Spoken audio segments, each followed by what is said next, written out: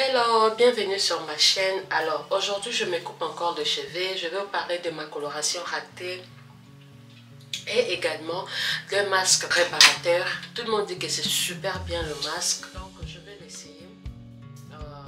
Voilà, parce que non seulement je coupe mes cheveux, mais je vais vraiment répartir sur des soins, sur voilà, une constance dans les soins pour pouvoir récupérer toute la longueur que j'ai perdue avec la coloration, qui a été une expérience pas du tout bonne. J'ai tendance à regarder beaucoup plus vers ici parce que c'est là où se trouve le miroir, donc ne faites pas attention.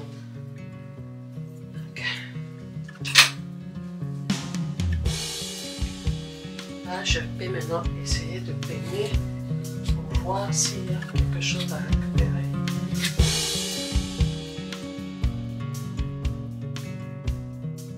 Et maintenant, pourquoi je tourne cette vidéo? Tout simplement parce que je suis convaincue qu'on ne devrait pas toujours montrer les bonnes choses qui marchent, les astuces, ce genre de choses. On devrait également pouvoir montrer nos échecs, les erreurs que nous commettons pour aider simplement les personnes qui peuvent passer par cette vidéo, qui ont connu le même problème avec la coloration. Alors, la coloration, c'est un procédé chimique au même titre que le défrisage. Il est tout aussi agressif, voire même plus que le défrisage. C'est-à-dire que c'est un procédé par lequel tu vas dénaturaliser la texture de tes cheveux, agresser la structure interne du cheveu qui, une fois fragilisée, va faire perdre tout simplement la résistance naturelle qu'a les cheveux en étant en bonne santé. Voilà. C'est pourquoi les cheveux colorés auront tendance à beaucoup plus se casser que les cheveux qui ne sont pas du tout colorés. Et il y a aussi des fourches qui peuvent apparaître, sans compter que pour certaines marques de colorants, il y a des irritations qui peuvent résulter. Il y a la sécheresse du cuir chevelu qui peut être comme conséquence. Il y a également des migraines, des allergies. Bref, c'est pourquoi c'est toujours conseillé de faire un test sur une mèche de cheveux avant de passer à la coloration sur toute sa tête. Et également, il est fortement conseillé après cela, faire de masques nourrissants, d'établir vraiment une routine de soins capillaires, d'hydratation pour pouvoir protéger ses cheveux au maximum et donc limiter la casse. Alors moi j'ai décidé de couper parce que lorsqu'on a le pointe fourchée, à mon sens, c'est vraiment la solution idéale à faire. Mais vous n'êtes pas obligé de faire comme moi. C'est pourquoi dans cette vidéo, je vais vous présenter une préparation simple d'un masque qui va venir nourrir les cheveux, les fortifier, les hydrater, vraiment faire en sorte de rétablir la structure des cheveux. Parce que je vous ai dit tantôt que la coloration, c'est vraiment un procédé chimique par oxydation qui va venir oxyder les cheveux, l'affaiblir, alors que ces masques ont des effets antioxydants qui vont vraiment venir rétablir la santé du cheveu. Je ne sais pas si vous pouvez le voir, mais les pointes sont tellement fourchées que franchement, en tout cas cette fois-ci, j'ai appris une leçon et en plus je n'ai même pas eu la couleur que je voulais. Non. Franchement, j'ai appris. La prochaine fois, je pense que je ferai les choses différemment. Je vais faire encore la coloration, mais ça ne sera vraiment pas pour maintenant. Je prends le temps de vraiment stabiliser mes cheveux, récupérer un peu tout ce que j'ai eu comme casse et ensuite, je pourrais penser à refaire une autre coloration. Mais pour le moment là, c'était chaud. Oh my god, j'essaie de récupérer. Et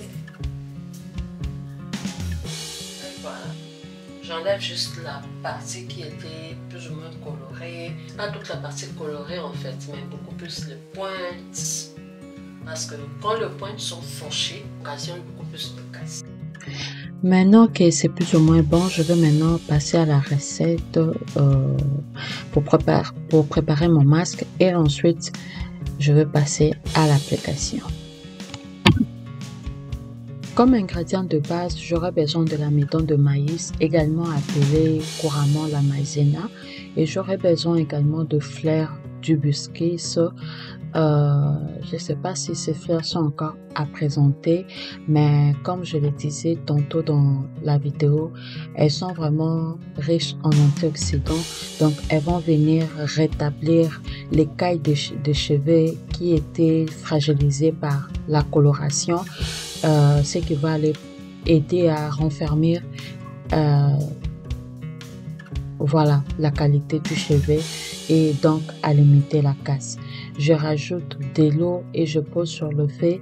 J'essaie un peu de rincer vite fait dès que l'eau a tiédi un tout petit peu pour vraiment parce qu'il y a beaucoup de sable aussi dans ces fleurs. Et je vais remettre maintenant une deuxième fois l'eau qui va maintenant me permettre à faire bouillir le tout.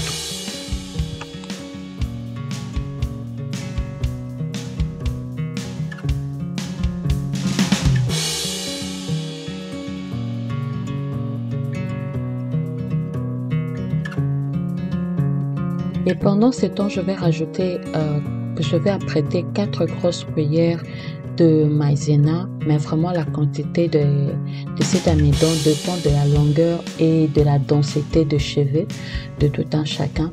Donc je vais rajouter de l'eau distillée au fur et à mesure pour obtenir vraiment diluer toute la farine pour minimiser au max le grumeau lorsque je vais mélanger avec l'eau qui sera en plus grande quantité. Et je remis bien jusqu'à vraiment obtenir quelque chose de lisse comme ça. Une fois que la farine est bien diluée, je vais rentrer maintenant, reprendre l'hibiscus qui était au feu et je vais maintenant tamiser pour pouvoir commencer le mélange.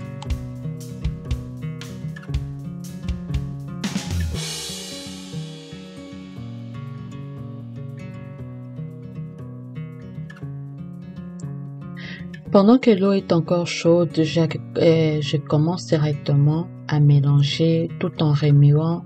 Je n'arrête pas de remuer. C'est comme ça que je vais faire. Je vais vraiment minimiser les grumeaux parce que avoir les grumeaux dans son masque, c'est pas vraiment l'idéal. Donc, je vais continuer à remuer encore un peu et je vais remettre le tout au feu et continuer toujours à remuer. C'est ça en fait avec ces masques. C'est de l'amidon, donc ça va coller assez vite une fois que vous arrêtez de remuer. Donc, il faut toujours continuer à remuer jusqu'à ce que la préparation soit prête en fait.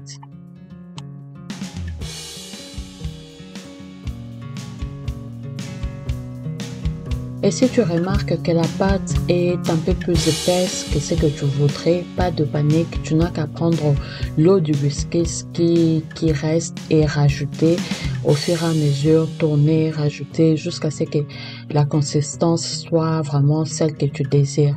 Moi, je conseille que la consistance soit plus ou moins légère parce que c'est un masque que quand tu vas le poser, attendre que ça refroidisse, ça va s'alourdir. Donc, au moment de la préparation, il faut qu'il soit léger comme ça. Après, il peut s'alourdir et tu n'auras pas vraiment de problème pour l'appliquer. Donc, c'est ce que je suis en train de faire là. Là, c'est bon, j'ai la consistance souhaitée.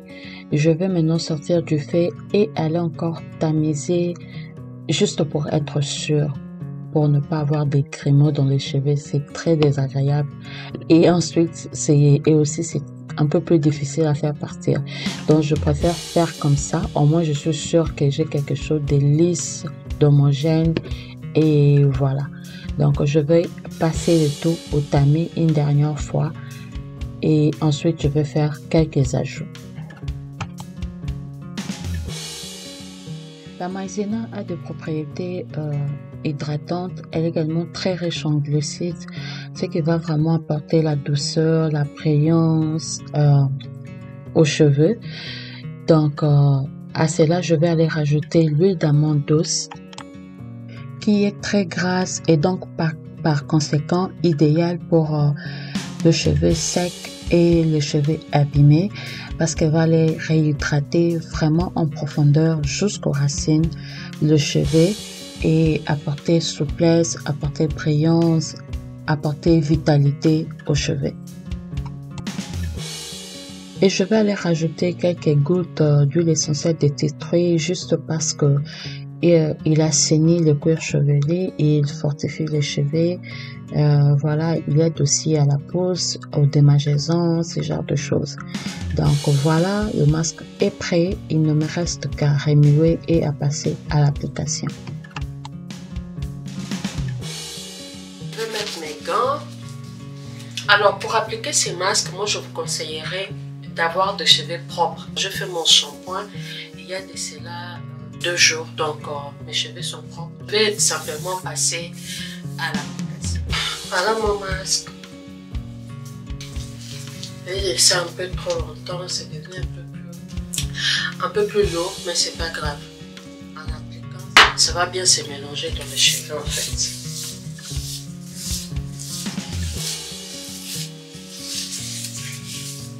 Ça pénètre assez facilement. Donc c'est pas grave en fait.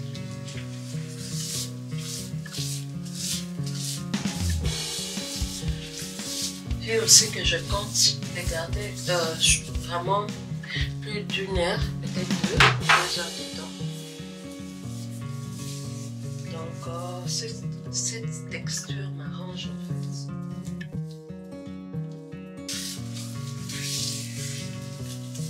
Je sens comment les cheveux deviennent super doux.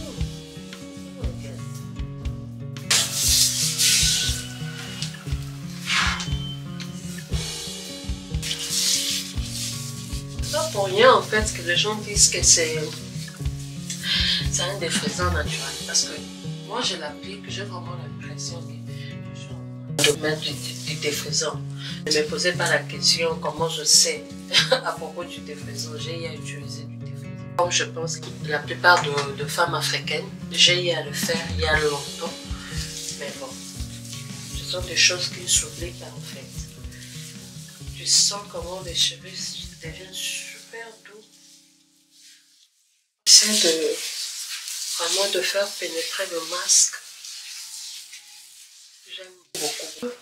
C'est un peu comme du défrisant en fait. Je ne sais pas si vous pouvez voir. Les cheveux sont super doux. Et bien sûr, je vais profiter dans l'état dans lequel se trouvent les cheveux maintenant pour pouvoir les démêler vraiment à fond, les démêler toute la tête, vraiment les assouplir par le peigne. Et je tiens également à signaler que ce masque n'est pas que pour les cheveux colorés, mais ça va aussi tout aussi bien dans une routine capillaire normale que pour les personnes avec des problèmes de casse ou de problèmes voilà d'alopécie, ce genre de choses. Donc moi je pensais à le faire dans mon cas parce que je trouvais que c'était le masque qui contenait tous les bénéfices dont j'avais besoin pour le moment. Mais vraiment ça peut très bien s'inclure dans une routine capillaire pour une personne qui n'a aucun problème. Ça va vraiment aider à la pousse des cheveux, à la vitalité des cheveux, donc à avoir moins de casse et avoir des cheveux brillants. Je vais poser un sac plastique, ça va aider à ce que le masque puisse pénétrer dans la fibre capillaire et voilà, je vais poser pendant 1 heure à 2 heures de temps et je vais rajouter par-dessus un foulard qui va me permettre, donc un bonnet qui va me permettre de vaquer à mes occupations tranquillement pendant ces moments-là. Et ensuite, je vais nettoyer. Je n'ai pas pu filmer la partie parce que voilà, ma caméra n'avait plus de batterie, mais je peux quand même expliquer. C'est que pour enlever ces masques, vous allez commencer d'abord par rincer la tête avec de l'eau normale. C'est très important. Pas de l'eau tiède, sinon il y aura des grumeaux. Après avoir enlevé tout le masque, vous pouvez maintenant passer au shampoing habituellement et à l'après-shampoing. Voici donc le résultat. Les cheveux vraiment sont souples, ils sont démêlés. Je suis super contente. N'oubliez pas de vous abonner à la chaîne, de me laisser un pouce bleu. La prochaine fois, je vais publier un masque fortifiant. Et merci d'avoir regardé jusqu'au bout. Si c'est le cas, faites-moi un coucou dans les commentaires. Bye!